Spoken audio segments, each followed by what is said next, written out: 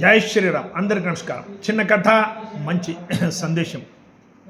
ఢిల్లీ అల్లర్ల గురించి కొద్దిగా కొత్త ఆలోచనతో ఆలోచిద్దాం. నేను బీజేపీ వ్యక్తి అని చెప్పడం లేదు, ఆలోచించండి. మీరు కూడా భారతీయులుగా నేను మాట్లాడతాను. అటల్ బిహారీ వాజ్పేయి భారతరత్న, వాళ్ళు చెప్పేవాడు సర్కారే బనేంగే బిగడ్ జాయింగే, సత్తా ఆయేగి చలి జాయేగి, లేకిన్ ఇస్ దేశ్ కా లోక్తంత్ర అమర్ రహనా చాహియే. అధికారం వస్తుంది, పోతుంది. ఇప్పుడు మోదీ ఉంటాడు, రేపు పోతాడు, ఓడిపోవచ్చు, ఏమైనా కావచ్చు, బీజేపీ పోవచ్చు, కాంగ్రెస్ రావచ్చు, కమ్యూనిస్ట్ రావచ్చు, ఇంకోటి రావచ్చు. వస్తుంది, పోతుంది. ఈ దేశం బాగుండాలి, డెమోక్రసీ బాగుండాలి, మేమంతా అన్నదమ్ముల్లాగా ఉండాలి, 140 కోట్ల భారతీయులు. ఇది మేమంతా ఆలోచించాలి. సభ్య సమాజంలో ఎంత మేము బాధపడ్డామో ఈ ఒక వారం నుంచి ఇక్కడ జరిగే అల్లర్ల నుంచి అందరూ భారతీయులు బాధపడుతున్నారు. హార్వర్డ్ యూనివర్సిటీలో ఒక స్టడీ చేసినారు, ఈ యూత్స్ మీద ఏమేం ప్రభావం అవుతున్నది. ఈ స్మార్ట్ ఫోన్స్ వచ్చిన తర్వాత, చిన్న ఫోన్ ఉన్నప్పుడు కాదు, ఈ స్మార్ట్ ఫోన్ ఉన్న తర్వాత అమెరికా హార్వర్డ్ యూనివర్సిటీ 80 దేశాల్లో సైంటిస్టులు, న్యూరో సర్జన్స్ అందరు కలిసి ఆలోచన చేసి మనిషి యూత్స్ ఏం ఆలోచిస్తున్నారు. యూత్స్ ఎక్కడ పోతలేరు. మొదలు ఆట ఆడేదానికి కబడ్డీయో, ఖోఖోనో, బ్యాడ్మింటనో, క్రికెటో, బయటికి పోయేవాళ్ళు, మిత్రులతో కలిసేవాళ్ళు, ఆత్మీయంగా ఉండేవాళ్ళు. ఇప్పుడు ఎవ్వరి బయటికి పోతలేరు. 24 గంటలు ఫోన్లు. స్మార్ట్ ఫోన్స్ వచ్చేసినవి. పగలంతా చూసేది, రాత్రి తల్లిదండ్రులు పడుకున్న తర్వాత డోర్ వేసుకొని అశ్లీషం, సెక్స్ పిక్చర్స్, బ్లూ ఫిలిమ్స్, ఆడపిల్లలు, మగపిల్లలు అందరిది ఇదే గతి అయిపోయింది. దాని నుంచి మెంటల్గా ఇది అయిపోయినరు. వీళ్ళ మీద చాలా ప్రభావమైందని ఆ హార్వర్డ్ యూనివర్సిటీ రిపోర్ట్ ఇచ్చింది. వీళ్ళలో నైతికత తగ్గిపోయింది, వీళ్ళలో సమాజం గురించి బాధ్యతలు తగ్గిపోయినవి. వీళ్ళు పెద్ద చిన్న చూడటం లేదు, వీళ్ళు ఇష్టం వచ్చినట్లు జీవిస్తున్నారు. తినడము, తాగడము, ఎంజాయ్ చేయడం, ఇదే జీవితం. ఆడవాళ్ళంటే అనుభవం చేసే వస్తువు, ఇదే అనుకుంటున్నారు యూత్స్ అని హార్వర్డ్ యూనివర్సిటీ వాళ్ళు ఇచ్చారు. వీళ్ళకి తమ ఆరోగ్యం గురించి యోగా, ధ్యాన, ప్రాణాయామం అవసరం లేదు. ఇంట్లో పెద్ద చిన్న తల్లిదండ్రిది అవసరం లేదు. సమాజంలో ఎవరికి నమస్కారం చేసేది అవసరం లేదు. ఒక పశులాగా తయారయ్యేది, తిరిగేది, తినేది, తాగేది, ఎవరంటే వాళ్ళు కొట్టేది, ఏమంటే చేసేది, చచ్చిపోయేది. ఇదే ఒక జీవితం అనుకున్నారు అని హార్వర్డ్ యూనివర్సిటీ వాళ్ళు చేశారు. ఈరోజు అదే పరిస్థితి మేము చూస్తున్నాం. ఇదంతా అల్లరి చేసింది అంతా ఒక ముగ్గురే. మీకు అంతా జ్ఞాపకం ఉంటుంది. అభిజిత్ దీప్కే, ధృరాటే, అర్పిత్ శర్మ, వీళ్ళు కాక్రోచ్ పార్టీ ఫౌండర్స్. వీళ్ళు దీనికంటే మొదలు ఆమ్ ఆద్మీ పార్టీలో పనిచేశారు. ఒక ఆయన అమెరికాలో ఉంటాడు, ఒక ఆయన ఇంగ్లాండ్లో ఉంటాడు, ఒక ఆయన జర్మన్లో ఉంటాడు. వీళ్ళది మెయిన్ ఉద్దేశం హిందుత్వ ద్వేషం, సనాతన ద్వేషం. వీళ్ళ మెయిన్ ఉద్దేశం మోదీ విరోధం, వీళ్ళ మెయిన్ ఉద్దేశం బీజేపీ విరోధం.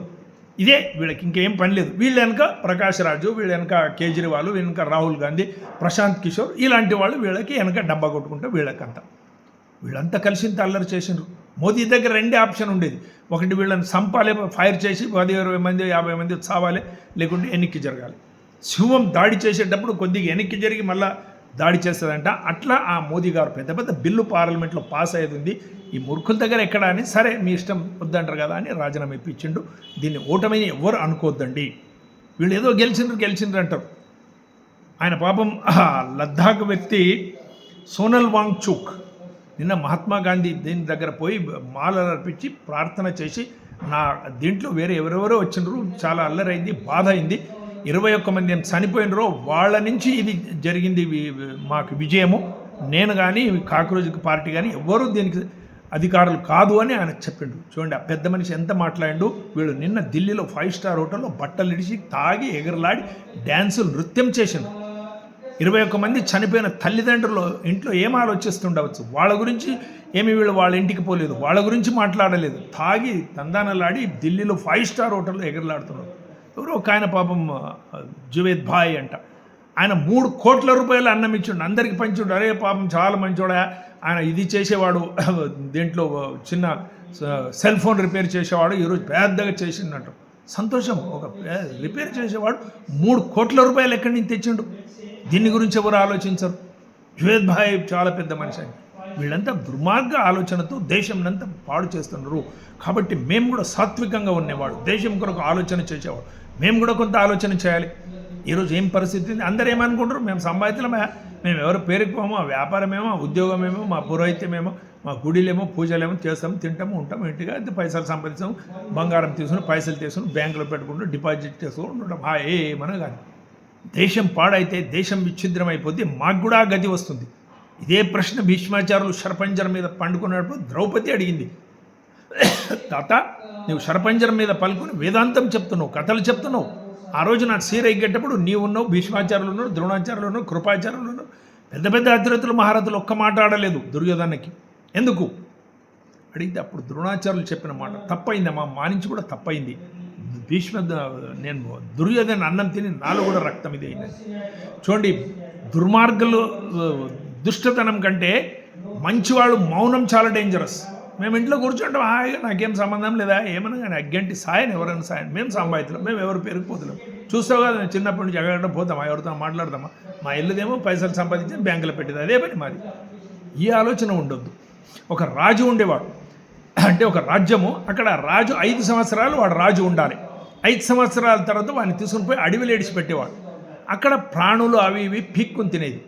ఎవరైనా రాజు కావచ్చు, 5 సంవత్సరాలే, నువ్వేమైనా అనుభవం చేయి. 5 సంవత్సరాల తర్వాత నేను అడవిలో పులి సింహం ఉన్న దగ్గర వస్తాము. ఒక ఆయన రాజు అవుతాడు, 1 సంవత్సరం అయిపోతుంది, గాబరచాలు అవుతుంది, ఇంకా 4 సంవత్సరాల నుంచి నన్ను పోయి వస్తారు, అడవిలో చచ్చిపోతా, ఏం చేద్దాం. అప్పుడు ఆ గురుగారు వచ్చింటారు, ఆయన చెప్తాడు, భయపడొద్దు, ఇంకా 4 సంవత్సరాలు ఉంది, బొక్కసం ఉంది, పైసలు ఉంది, రాజ్యం నీ చేతిలో ఉంది, అడవినంత చెట్లు కొట్టేసాయి, మందికి ప్లాట్లు పంచు, ఊరూరు ఉండు, అక్కడ మందిని పంపి పట్టణాలు నిర్మాణం అవుతాయి. అట్లే చేసిండు, చెట్లు కొట్టిండు, మందిని పంపించిండు, ఇల్లు ఫ్రీ ఇచ్చిండు, భూమి తీసుకో అన్నాడు. అదంతా ఏరియా డెవలప్ అయిపోయింది, సింహం పులులన్నీ ఉరికిపోయినాయి. అదే పని మోదీ గారు చేస్తున్నారు. మోదీ ప్రధానమంత్రి అయినంత నక్సల్ ముక్త భారత్ అయిపోయింది. మోదీ ప్రధానమంత్రి అయితే 80% కాంగ్రెస్ ముక్త భారత్ అయిపోయింది. ఇక్కడ ఉన్న దుష్ట శక్తులన్నీ ఇది అయిపోయినాయి. ఎన్నో మంది జైల్లో ఉన్నారు. ఎక్కడెక్కడ స్కామ్లు చేసిన వాళ్ళంతా ఈరోజు మోదీకి విరోధం అవుతున్నారు. ఎన్ని మందితో ఆయన తిప్పించుకున్నాడు. ప్రతి ఒక్కరు ఎవరెవరికి మోదీ పట్టుకున్నాడో వాళ్ళంతా ఇప్పుడు మోదీ, సిబిఐ వచ్చింది, సిఐడి వచ్చింది, ఆ లిక్కర్ స్కామ్ వాళ్ళు అందరూ మోదీకి తిడుతున్నారు. చిన్న చిన్న పిల్లలు మోదీ తల్లికి తిడితే, మోదీ మీ తాత తండ్రి సమానం, వాళ్ళ తల్లి భూమి మీద లేదు, వాళ్ళని తిడతారు. ఆ మూర్ఖుల ఇంత దుర్మార్గ ఆలోచన చేస్తారు. మేము సంబాయితలం, మేము ఇంట్లో ఉంటాం, మేము ఎవరు పేరుకుపోతలేము. మాది కూడా బాధ్యత, మాది కూడా తప్పు. మేము కూడా ఆలోచించాలి, మేము కూడా ఈ మాటలు గట్టిగా ఆడాలి. ఎక్కడైనా సభా సమారంభాలు పిలిస్తే మేము పోవాలి. మోదీ కొరకు ఒక అవతారి పురుషుడు, మళ్ళా ఇప్పుడు శతమానంలో పుట్టాడు. వివేకానందుల అవతారమే మోదీ, కారణ జన్ముడు. అలాంటి మహానుభావుడు దొరికిండంటే ఆ దేశం గౌరవించాలి. మేమంతా మోదీ కొరకు పనిచేయాలి, దేశం కొరకు, సమాజం కొరకు మేము శాతమైనది పనిచేయాలి. ఈ దుర్మార్గాల ఆలోచన గురించి మీరు మంచిగా చెప్పండి, అందరితో చర్చించండి, మాట్లాడండి. భారత్ మాతాకి జై. అందరికీ నమస్కారం.